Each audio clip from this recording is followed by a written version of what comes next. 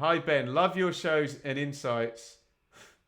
Have you always had long locks and ever thought of going SBA sides? Is that short back and sides? I'm going to do something now, purely so, and I'm not picking on you, Simon, purely so I can post this under comments about my hair because I've never ever addressed it on the channel.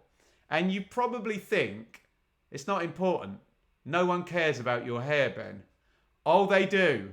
They really, really do. And I know Simon's kind of smiley face there, and he's having a laugh, and he's been pretty polite there. But my channel, I'm lucky enough to have had millions of views over its duration, which means tens of thousands of comments. And a lot of them have been about my hair. And I mean, there's a lot to say about this because there's the motivation of the person saying the thing, there's how I receive the thing as well, and the kind of significance of that. But it does get exhausting. I promise you, it does get exhausting. I remember listening to the excellent podcast I would recommend with Richard Osman on. Osman, not Osman, Donny Osmond, Osman. The Rest is Entertainment and Marina Hyde. And they were talking about trolling. And he's obviously incredibly tall and looks a certain way. I forget the words he used. But he said when somebody has a thing about them, they know they don't need to be told. They might be insecure about it. And obviously it's different being tall than growing your hair longer. It's my choice to grow my hair longer. As Simon says, I could have short back and sides. I did have short back and sides. What I would say, no offence everyone, unimaginative, boring haircut right the way through until I started to join bands and in my early 20s be a touring and performing musician. And I didn't have a lot of confidence before then. And I've had my teeth fixed up since then. I had horrible teeth, never had a girlfriend. No one looked at me. I was completely unextraordinary. And then all of a sudden, I went on a stage and played a musical instrument, not even a guitar, anything cool. And I didn't sing at that point. And I grew my hair out a little bit. And all of a sudden, the zero attention I'd ever had from the female gender, it started to change. And I know some of it's completely fake when people they're just interested when you're on stage as a performer. But the hair thing wasn't. And all of a sudden I realised if I grew my hair out, it went curly.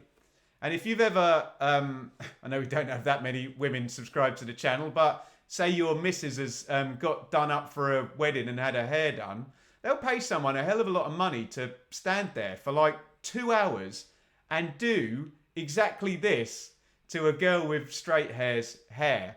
So I kind of realised that I'm 5'8" and not very extraordinary looking, but if I grew my hair out, it gave me some confidence. It gave me something, you know. Oh, that's the guy with the with the long, he wears his hair long. That's his thing, and that actually was quite important to me. I know it's kind of a feminine thing here. No bloke ever, well, rarely. Only other blokes with long hair compliment me on my hair, but sometimes at my very worst, and I'll talk about how I receive comments rather than how they're intended in a minute, but sometimes at my very worst, I've been known to snap back to people commenting on my hair and say, more women in the last month have commented on my hair and said nice things about it than have said anything nice about you in your entire life. You know, wouldn't that be a fine thing? And again, it's not because they find me devilishly handsome. It's just because they appreciate good hair because, as I say, it does tend to skew more a feminine trait. But no, I just wanted to address that it is exhausting. And you'll often get comments saying, you know, really just arsehole comments. That Simon's one isn't, but saying, get a haircut. You need to cut your hair. And I do think some of it is, and I don't want to be mean, some of it is just not very intelligent, narrow views of the world, where to some people, the idea, they've never grown their hair out, they never would. They wouldn't do that, would they? You have a short back and sides all your life, don't you?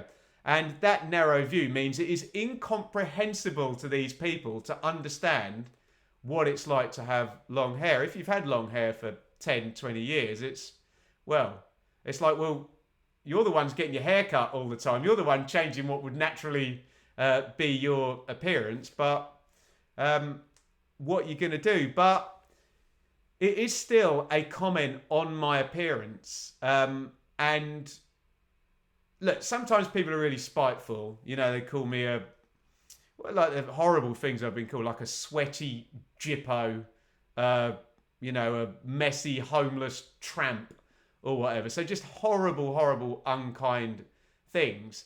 I think it's the, do you know what? I think the get your hair cut, just the blunt thing of, I've taken a look at you, I don't like your appearance. Your appearance triggers me. Therefore, because I'm triggered, I need to ask you to change your appearance to make me feel better. And I'm going to make you feel really crap about yourself when I say that.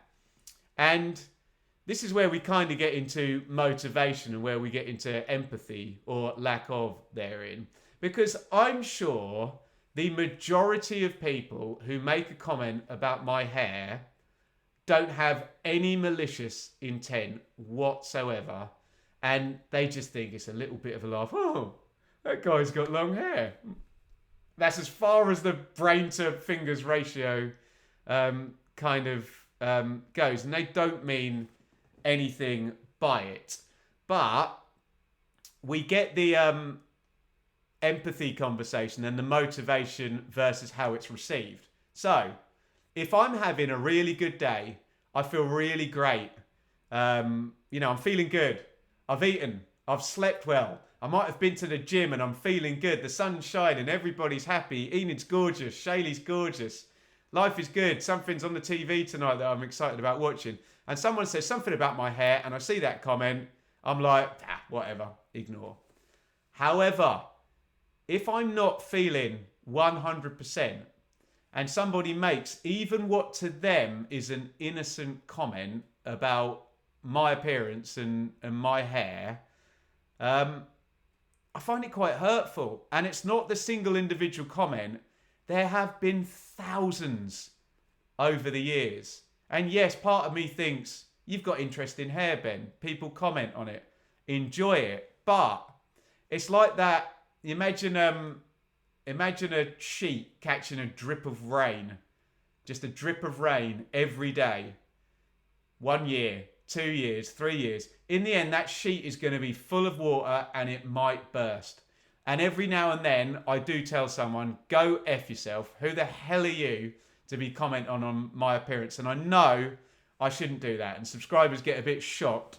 They're like, Ben, calm down, you know. But it's the difference in life between how something is intended and how something has been received. And take the spiteful comments out of it. You'll all learn this if you're in relationships, that it doesn't matter if you think what you said is either right or funny or factually correct. If you say it to somebody and it makes them feel a negative way about themselves, then you need to take ownership of the fact you've done that. And that's the empathetic thing to do. So in my wild fantasy, everybody would have enough empathy. So instead of, oh, that guy's got interesting hair, it goes, oh, that guy's got interesting hair. Stop. 2 seconds. Oh, I was going to put a comment about that, but do I really need to do that? I'm sure he knows when he looks in the mirror that he's got interesting hair. And maybe other people comment on it all the time, and maybe it gets a bit tiresome, and maybe you get some very unkind comments, and maybe all of the comments get piled into one, whether they're unkind or I'm sure like Simon's one there, it's completely innocent, just having a laugh. And look, I'm on a good day today. I'm not going to get stroppy or cross about it, but it is something that's got me down because I don't know what the number is, but either every day or every second day on YouTube, someone will make a comment about my hair just relentlessly. So I've raised it now. As I say, I'm sure 90% of them, and this is an internet thing as well, because it's very flattering. People think that they know me, and therefore they banter with you like they're your mate. But a lot of people I've never met, and I never will meet, and as much as it feels like there's a closeness, they know way more about me than I know about them. I don't even know what they look like. Maybe they wouldn't comment on my hair if I knew what they look like.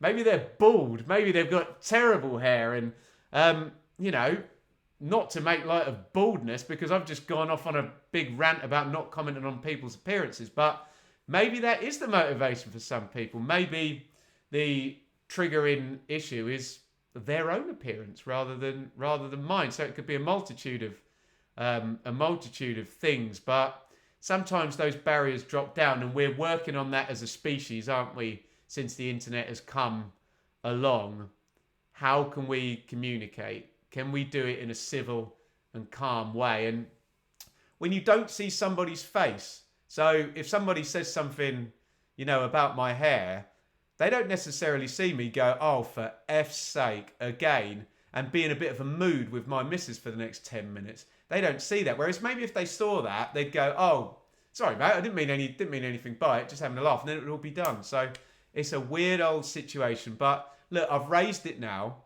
I've discussed it. I've never done this, but as we've said on the Q&A streams, there's been a lot of therapeutic things for me. And what I will do is I'm going to clip that out, and in future, if I get comments about my hair, I will post that underneath.